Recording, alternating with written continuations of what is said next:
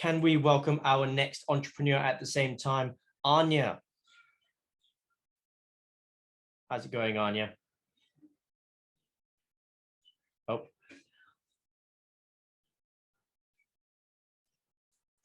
We've lost her.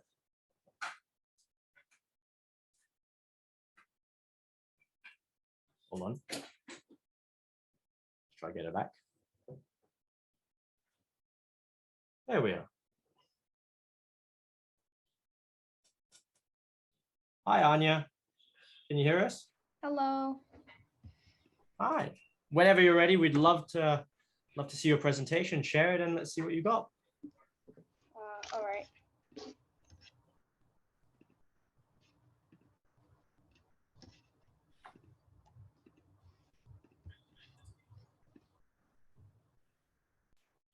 You're looking very sharp today, by the way.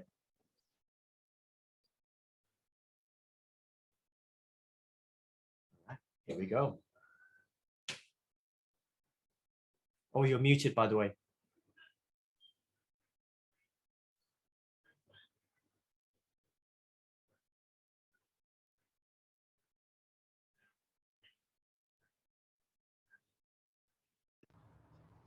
Hello, can you hear me? Perfect. All right. Hello, today I would like to present my app idea, Petverse. So what are the problems in the pet industry? You don't know what dog food suits your pet? Or maybe you need reminders for your vaccination dates. Or perhaps you searched for information on your hamster but couldn't find it. Well, Petverse has got you covered. Give your pet the attention it truly deserves. So, what exactly is this app? This app is an all-in-one app that has a lot to offer, such as session bookings for vets, trainers and groomers for online consultations, and also in-person bookings. Organizer to remind you for your vaccination dates and food timings. It offers sufficient information about your pet, such as what games can I play with my dog? And it offers best in the area services, such as what's the best cat-friendly restaurant, and subscription services according to your pet, like maybe you want a box of cat litter every month. You can get that delivered right to your doorstep. And it has a marketplace for vendors to sell their products and customers to buy them. And an online community such as kind of like Facebook, but just for people on this app who have pets, so they can recommend places and you can talk about maybe if you want to coordinate something with them. And it also offers records to keep your pets information in, such as vaccinations. So how exactly does this app work? Firstly, you download the app and you set it up by creating an account and filling in a form with the details of your pets. And you can now use the app. And basically, what we have over here is a photo of a prototype model of what the app might look like. And what we really wanted to emphasize with what the app looks like is one tap to get to all the main screens.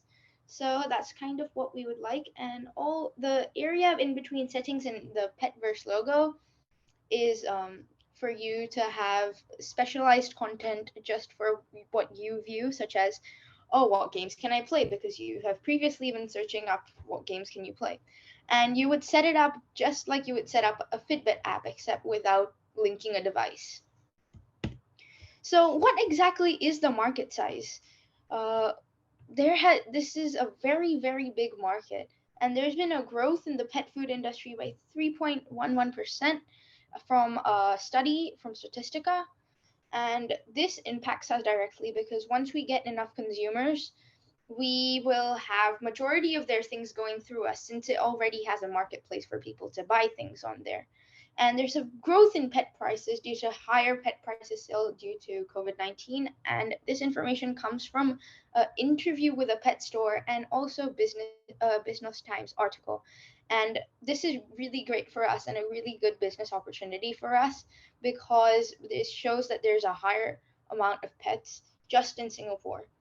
And according to a Forbes article, what newer day pet owners really desire is technology to make their life more convenient. And this app has exactly that.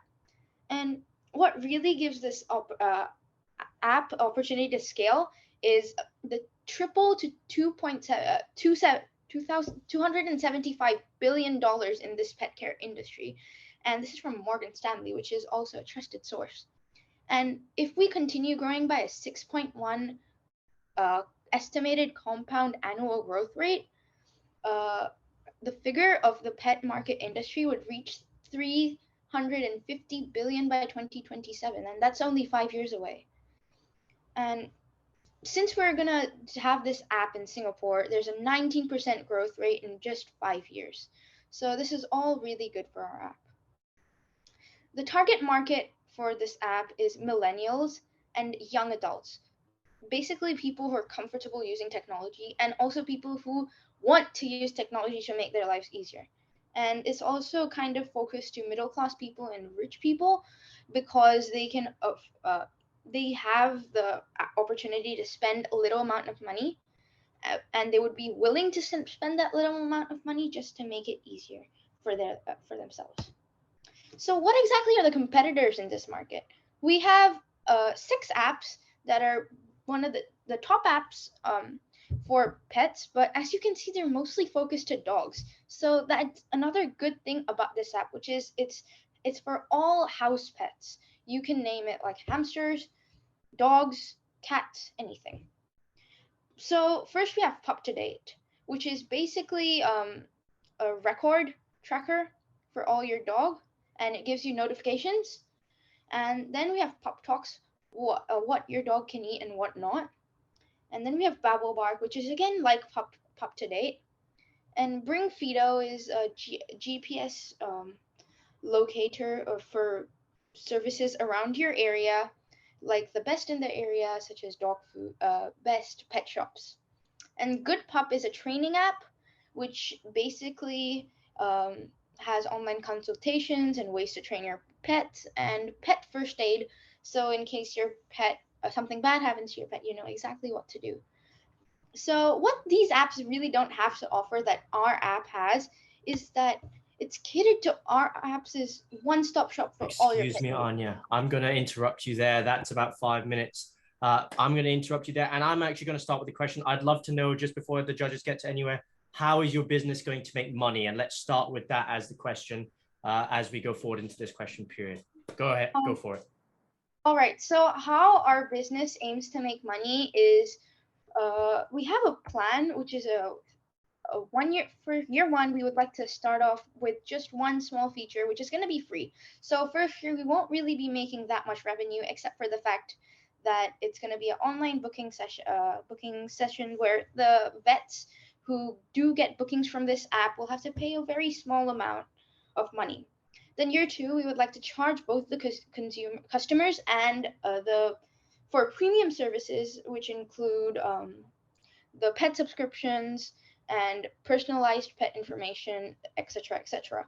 And we would also like to charge the vendors on the app, which we would like to continue. And why I would like to charge the customers right now in year 2 was because then we have a strong community and they know that they can trust our app because they've already used it. And years 3 and further, we would like to continue increasing the price, but still keep it reasonable. Very good. Thank you. Thank you very much for that. Judges, I open it up to you. Sorry for stealing one of your questions. Lena. Yeah, I'll go first. I love this idea. I love everything that has to do with pets. I'm guessing you have a pet as well. So my question is, how are you planning on marketing your business? Since you want to create this community, right? You're going maybe to have to rely a lot on your marketing, your social media. So how do you plan to do that? So how we plan to market this app is using social media as our main source of marketing, because generally millennials and young adults prefer to use social media and they use social media every day. So it would be very successful if we use social media as our marketing strategy. And we would also like to endorse people and basically get sponsorships for YouTubers that have pets, such as Rosanna Pansino, which is a really popular YouTuber. So that's how we would like to start off this app. All right, thanks.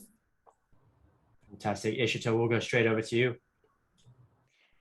Okay, Anya, I think the first thing I'd say is your presentation was really good. Like the way you presented your entire or all your pitch deck, the way you spoke was really confident and very like well prepared. So great job with that. The question that I have for you is on the first few slides, you mentioned that your app is going to have like a bunch of things, right? Like session bookings, organizers, marketplace, subscription services. And then even in the revenue model, you mentioned that you're going to kind of distribute it into years. So which one is your top priority? Because you cannot start with everything, right? Once you're starting out, you need to start with one thing and you need to focus your energy on one thing. So which one of these is your priority? I think and why? So I think online session bookings is really important for us because, as according to a Forbes article, people, especially millennials, would like to spend they tend to spend a lot of money in quality pet care.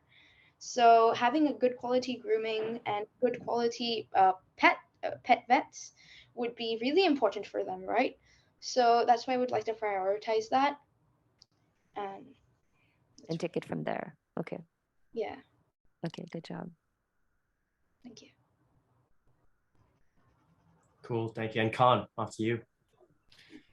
Yeah, thank you so much, Anya, for that presentation. Again, I also like the fact that you posed the question at the start, really grabbed our attention.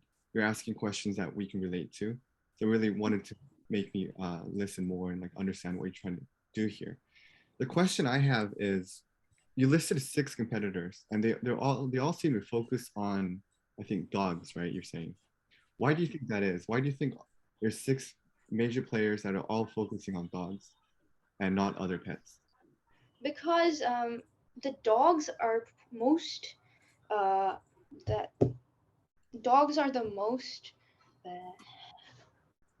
of the pet industry is focused on dogs, right? Because a lot of people own dogs rather than other pets, since they feel like dog is a good animal to have and it's a good starting animal, and that's why it's really focused towards pets, especially the apps, since they need a lot of these apps, and they have a lot of needs, right? So it would be much more convenient just to have one for your dog.